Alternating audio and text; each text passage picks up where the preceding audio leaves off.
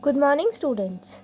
Today you are going to study your chapter number 18 about our goals, rights, and duties. India got independence from British rule on 15th August 1947. We celebrate this day as Independence Day. India को British rule से आज़ादी कब मिली थी? 15 अगस्त 1947 में, और हम इस day को इंडिपेंडेंस डे के नाम से सेलिब्रेट करते हैं. After attaining independence, the people of India decided to govern themselves. Thus, India became a democratic country. जब इंडिया को इंडिपेंडेंस मिली थी, आज़ादी मिली, तब इंडिया के लोगों ने डिसाइड किया कि वो खुद का रूल खुद करेंगे. इसी तरह इंडिया एक डेमोक्रेटिक कंट्री बनी. We elected our representative to run our country through central government, state government and local bodies. हम लोगों को इलेक्ट करते हैं, डिसाइड करते हैं कि हमारी कंट्री को कौन रन करेगा, वो किसके through? Central government, state government और लोकल बॉडीज़ के लिए. Every independent country has its constitution. हर एक इंडिपेंडेंट कंट्री का अपना खुद का कॉन्स्टिट्यूशन होता है. तो अब कॉन्स्टिट्यूशन क्या होता है? ये एक लीगल डॉक्यूमेंट होता है जिसमें रूल्स और रेगुलेशन क्या फॉलो करने हैं हमें, वो डिसाइड होते हैं. The government runs the country according to these rules and regulation. फिर जो हमारी कंट्री की गवर्नमेंट होते हैं वो उन रूल्स और रेगुलेशन के हिसाब से कंट्री को चलाते हैं. The Constitution of India was passed by the Constituent Assembly of India on November 26, 1949 and came into effect on 26 January 1950. अब जो इंडिया का कॉन्स्टिट्यूशन है वो कब पास हुआ था? कॉन्स्टिट्यूएंट असेंबली में किस डेट को? 26 नवंबर 1949 में. और उसका इफेक्ट जो चालू हुआ था वो हुआ था हमारे 26 जनवरी 1950 में.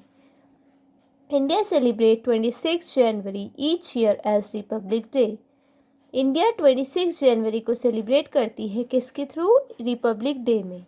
It is the longest written constitution of any independent nation in the world, containing 395 articles and 12 schedules as well as numerous amendments for a total of 1,17,369 words in the English language version. ये एक बहुत लंबा written constitution है हमारे nation के independent होने का पूरे वर्ल्ड में, जिसमें कितने आर्टिकल्स है? 395.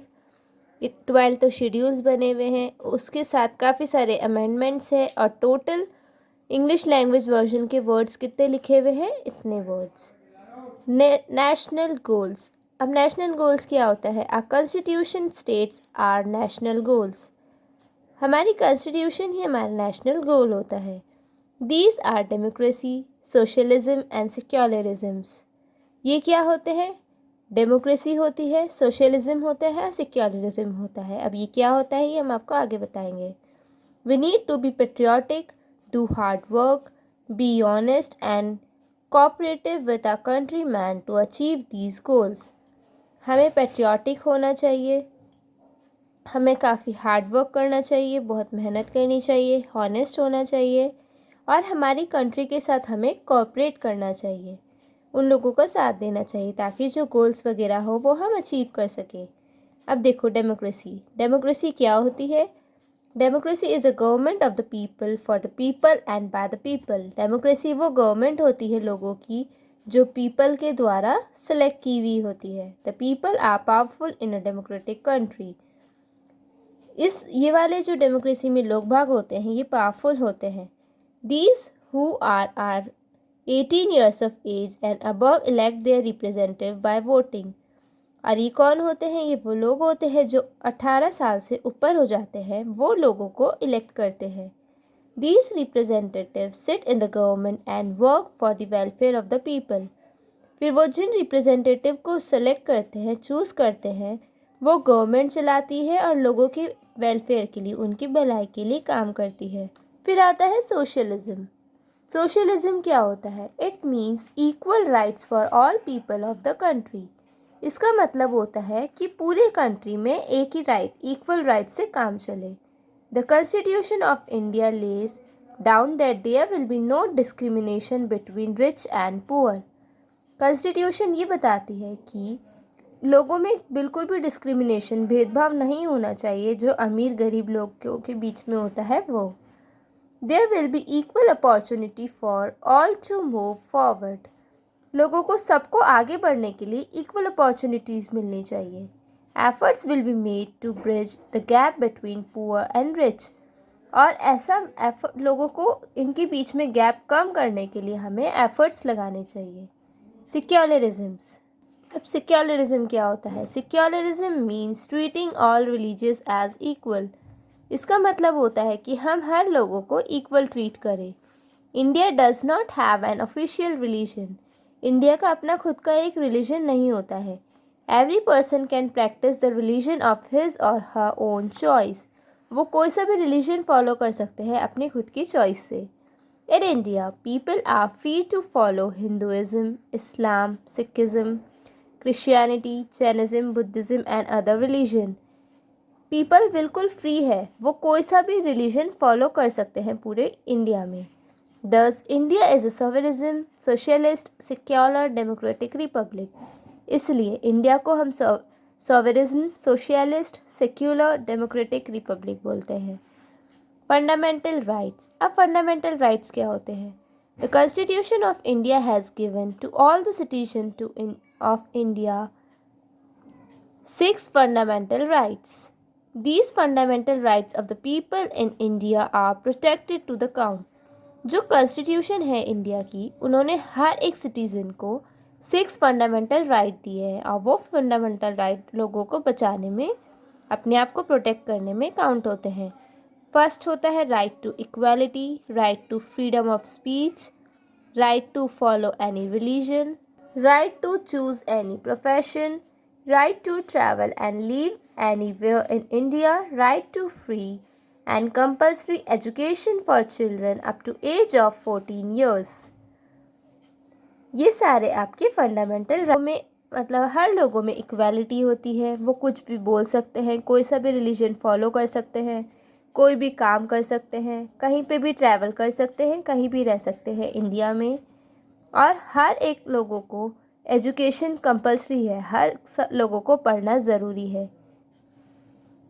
Are fundamental duties. हमारी फंडामेंटल ड्यूटीज़ क्या होती है? Right and duties go hand in hand. जो हमारी राइट्स और ड्यूटीज़ होती है वो एक हाथ से दूसरे हाथ में चलती, मीन्स चलती ही रहती है। Rights can not be enjoyed without performing some duties. ये जो राइट्स वगैरह होते हैं, ये अपनी ड्यूटीज़ जब तक नहीं निभाए तब तक पूरे नहीं होते हैं। According to the constitution all citizen of India have certain duties towards their country. Constitution के अकॉर्डिंग इंडिया के हर एक सिटीज़न की अपनी ड्यूटी होती है कंट्री की तरफ। The fundamental duties word included in the constitution in 1976। जो फंडामेंटल ड्यूटीज़ होती है वो किस में इंक्लूड होती है? 1976 की कॉन्स्टिट्यूशन में। The Constitution of India tells us that some of our fundamental duties are। अब Constitution of India हमें बताता है कि हमारी fundamental duties कौन कौन सी होती है। To abide by the Constitution, हमें हमारे Constitution का पालन करना चाहिए, उसे फॉलो करना चाहिए। हमें हमारे नेशनल फ्लैग, नेशनल एंथम की रिस्पेक्ट करनी चाहिए। To cherish and follow the whole ideals of national struggle for freedom। हमें हमारे जो भी आइडल्स हैं, मीन्स जो भी सोल्जर्स वगैरह या दूसरे हैं, उन लोगों को हमें हमेशा चेरिश करते रहना चाहिए, उन्हें मोटिवेट करना चाहिए हमारे नेशनल स्ट्रगल की फ्रीडम के लिए। To promote harmony and brotherhood. हमें हमारी जो आइडेंटिटी वगैरह होती है, जो ब्रदरहुड होता है, उसे प्रमोट करना चाहिए, एक दूसरे को मोटिवेट करना चाहिए। The define the country and serve the nation.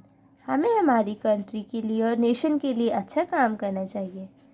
To value and care for the right culture and heritage of the country. हमें हमारे कल्चर का और जो हमारा हेरिटेज होता है, मीन्स जो हमारी कंट्री की पुरानी विरासत वगैरह होती है, हमें उसकी वैल्यू करनी चाहिए, उसको ध्यान रखना चाहिए, बचा के रखना चाहिए। The protect and improve the environment. हमें हमारे इन्वायरमेंट को प्रोटेक्ट करना चाहिए और उसे इम्प्रूव रखना चाहिए, जैसे कि फॉरेस्ट को, रिवर्स वगैरह को। To protect public property. हमें पब्लिक प्रॉपर्टी को प्रोटेक्ट करना चाहिए। To develop scientific temper and spirit of inquiry and reform to avoid violence etcetera. Directive principles. अब डायरेक्टिव प्रिंसिपल्स क्या होते हैं? The constitution of India has also laid down some important principle for every government to follow and practice। जो हमारी India की constitution होती है उसने काफ़ी सारे प्रिंसिपल्स लगाए हैं जो गवर्नमेंट को फॉलो करने चाहिए रेगुलर बेसिस पे, जिसको हम बोलते हैं डायरेक्टिव प्रिंसिपल्स। और उनमें से कुछ डायरेक्टिव और प्रिंसिपल्स यहाँ बता रखे हैं। The government should make laws to improve the living conditions of its people. The government should provide better amenities to me people at large. Government वगैरह को अपने लॉस पर जो लोगों की कंडीशंस वगैरह है उसे इम्प्रूव करनी चाहिए। गवर्नमेंट को प्रॉपर सुविधाएं वगैरह देनी चाहिए, उन्हें प्रॉपर फैसिलिटीज़ प्रोवाइड करनी चाहिए लोगों को। It should ensure that a few people do not become rich at the cost of others. ये भी ध्यान रखना चाहिए कि कुछ लोग ही ज़्यादा अमीर नहीं हो, हर लोगों को इक्वालिटी मिले। All people should have equal opportunities for education. हर लोगों को इक्वल अपॉर्चुनिटी मिलनी चाहिए कि वो एजुकेट हो सके, पढ़ सके। Children up to 14 years of age should receive free and compulsory education. जो चिल्ड्रन 14 साल से ज़्यादा हो चुके हैं उन लोगों को फ्री और कंपल्सरी एजुकेशन प्रोवाइड करनी चाहिए। The condition of scheduled caste, scheduled tribes and weaker section of the society should be improved. जो एससी वगैरह, एसटी और दूसरे वीकर सेक्शंस होते हैं उन लोगों को प्रॉपर फैसिलिटीज़ वगैरह प्रोवाइड करनी चाहिए ताकि वो इम्प्रूव हो सके उनकी conditions. Our constitution has been prepared very carefully. It has paid enough attention to every aspect of our lives. We must respect and follow our constitution in letter and spirit. हमें हमारी country जो constitution of India होता है वो काफ़ी मेहनत करती है, बहुत केयरफुली कॉन्स्टिट्यूशन प्रिपेयर करती है, तो हमें हमेशा उसकी रिस्पेक्ट करनी चाहिए। जो हमारे कॉन्स्टिट्यूशन है लेटर में हमें उसे हमेशा फॉलो करनी चाहिए। So now your chapter is complete. Thank you and have a nice day.